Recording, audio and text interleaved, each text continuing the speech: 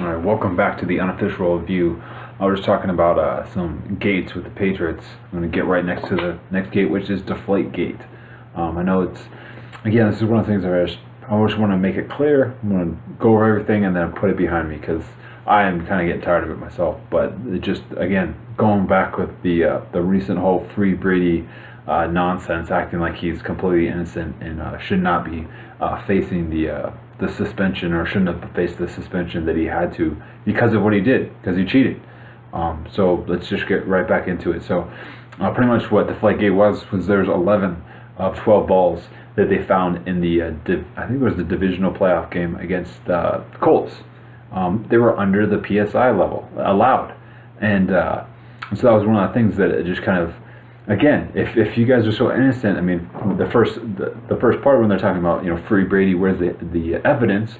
Well, 11 of 12 balls being significantly under the allowed amount is a pretty good start of evidence. It's one of those things where, a big part of what the Patriots were trying to say and some of the excuses that were being given was as well as it was in the middle of a game. It was a cold weather game, and so that PSI changes, and so that's why it happened. And I'm just gonna be like, really? Why hasn't this been an issue in the past? Is this the first cold weather game that they're currently ever been played in the NFL? No? You guys have cold weather games every year? Why hasn't this happened before? If it's supposedly going to be influenced by something that's been consistent. I mean, it's been consistently cold in Foxborough in the winter. It's consistently cold in Minnesota and Green Bay. It's consistent in plenty of other areas outside of this realm. And yet this has not been to the magnitude or to the severity any other time that's been documented. So again, where's your evidence? It's in the freaking 11 of 12 balls being significantly, and by significantly, I mean most of them were anywhere from 1 to 2 pounds below the minimal amount. So it wasn't kind of like it was just a slight because it had been smacked around a little bit or whatever.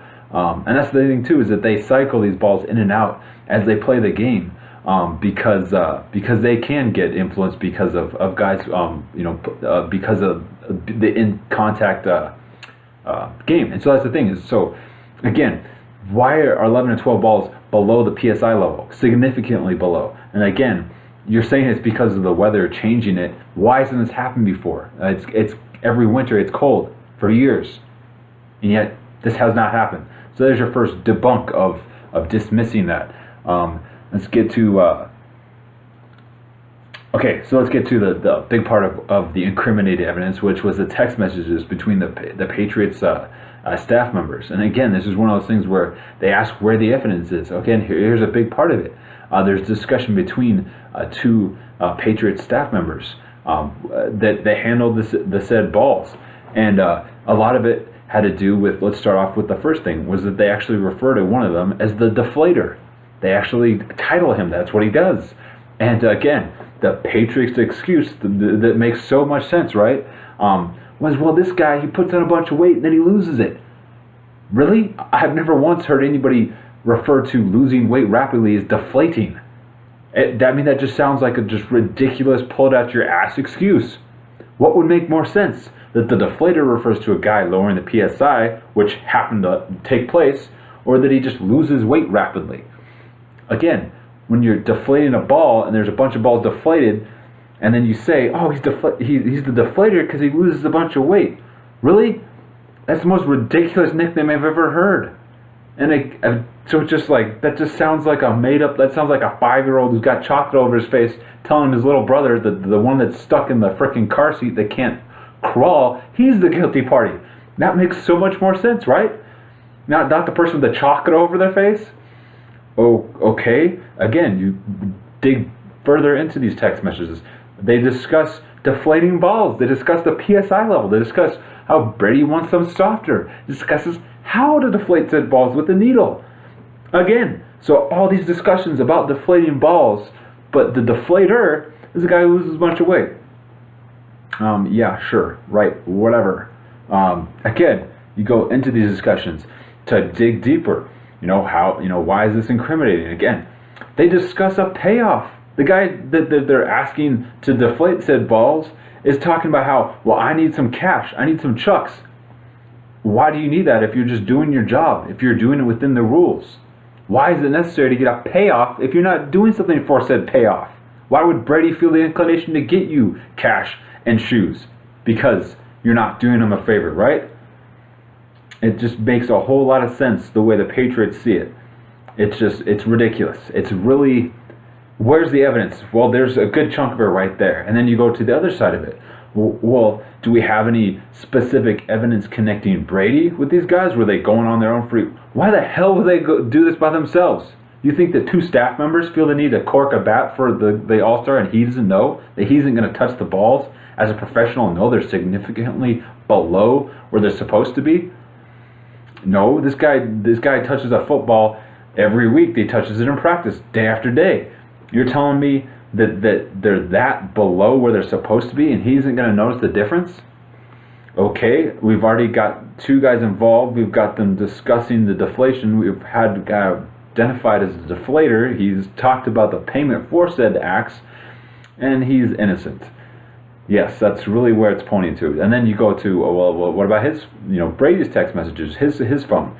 That's right. He refused to turn it over. Okay, you could go with the whole, maybe he had some personal images or whatever on his phone with Giselle and in his personal life or whatever. But again, you could be like, well, why don't you just delete those things or transfer them to a secure area where people aren't going to get access to personal stuff like that, and then turn it over, referring to everything else.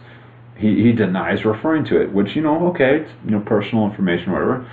But then he takes it a step further. He destroys the evidence. Okay, again, why would you destroy your phone? Let's flash back to the beginning of all this. When Brady was being interviewed about this deflation, about the Deflategate, he looked like a deer in the headlights. He was being very timid for a guy who was apparently innocent, being accused of cheating. I mean, I don't believe I did anything wrong. I don't believe that I've cheated. It was extremely, for somebody who apparently has coachly been on the level, 3 Super Bowl rings as a stud. He was acting awful guilty for a non-guilty party. He was acting awful. I don't quite know what evidence you guys have against me. I don't quite know if I'm going to be eating my words in a little bit because it's, the hands in the cookie jar. That's how he acted, was he didn't know what we were going to find out. And so he was playing very timid with how the media was approaching him. Look at it from this standpoint. If you've won 3 Super Bowl rings, are first ballot Hall of Famer, and they go and you're innocent, you've done everything, you've earned anything, you're getting in the playoffs, you're making another Super Bowl drive. Somebody pulls out this bullshit of questioning your integrity, and it's a lie. Wouldn't you be a little more on the aggression? Wouldn't you be a little, excuse me? Excuse me? If you were innocent and being accused of being guilty, would you not be insulted that they were questioning your intelligence? I would think that most people would. And so again, the body language does not suggest that he is innocent. Again, that's another just the page in the book of guilt that they've got going on. Because again, you flash till after he's destroyed his phone, after he knows what's being said in the text messages and what have you that's incriminated to him, after they know everything, he takes the frickin', I'm appalled that I'm being questioned. He takes he acts that he is innocent all of a sudden. But again, it was after the fact. It was after they knew what would happen, and it was after he destroyed his phone. That was the other thing too, was that you didn't have to turn your phone over. So why did you have it destroyed? Again, it was to restrict evidence being brought to light. Again, go back to Spygate, like I said, was they destroyed the evidence before it could be brought to light. They destroyed it. What did Brady do? He destroys the evidence before it can be brought to light. And then he takes the high road. Then he suddenly is, I'm innocent, I'm insulted, that my integrity is being questioned, I have done nothing wrong. How can you go from not being sure and really just kind of trying to be meek and humble to suddenly be on the aggressive once you know that what the evidence is and you know that they're not going to be able to see the incriminated evidence on your phone? And again, when questioned, why did you destroy your phone? Well, it broke. Really? Really? We ask you for the phone, you say you can't have it, and then suddenly, oh, it breaks. And then there's the thing too. So it breaks. Why do you have it destroyed? I've never broken anything and then further destroyed it to make sure it was in fact broken. Why would you do that if there wasn't anything incriminating? if there's nothing to be had from it? If it would have proven your innocence, no less, why would you destroy it? Again, it suggests that you're not so innocent. It suggests that you're in fact guilty, like we all know. You've been caught, and again, that goes back to show some humility. This is one of those things where I'm not going to take away from what he's capable of doing. He's most certainly one of the best quarterbacks in the NFL for the last decade, the last 15 years. But to act like you're above the law, it's annoying as all hell. You can't cork your bat and frickin' just get away with it and act like you shouldn't have to play within the rules because you're so good. It shouldn't matter that you cut corners where other teams certainly cannot. It shouldn't matter because we win so much. And so it really, like I said, all of your Super Bowl rings are tainted with the asterisks of, but there was some shady shit going on. Did you really earn it? Everyone just wants to suck him off because he's won 4 Super Bowl rings. He's the greatest ever. And it's like, would you really be the greatest ever if you were on the same playing field year after year? Because that's the thing too, is one of the things I've discussed is continuity creates success. Well, would you guys have had the same continuity if you guys didn't have other people's playbooks? If you weren't lowering the PSI in your footballs? 4 Super Bowl drives and or 4 Super Bowl wins, and every single one of them was tainted with some sort of scandal or another. So again, and this is something that, again, I don't want to dig too further deep in the future, but I do want to bring some light to it and bring some, hey, this isn't all frickin', the NFL has a very short memory, and some NFL fans have very short memories of what happened and what in fact happened. A lot of people are just kind of annoyed with Deflategate going on for so long, so they're just kind of like, whatever, just need to put it behind us. Yo, let's remember what happened. Everything. He was guilty, okay? I'm sorry. There's no frickin' other if, and, or but. He's frickin' guilty. Be a frickin' man. Fess up. Face the what you've got coming to you. We could put it behind us, but you are not, in fact, innocent. Stop this free Brady crap. He's guilty. We all know he's guilty. Face the music.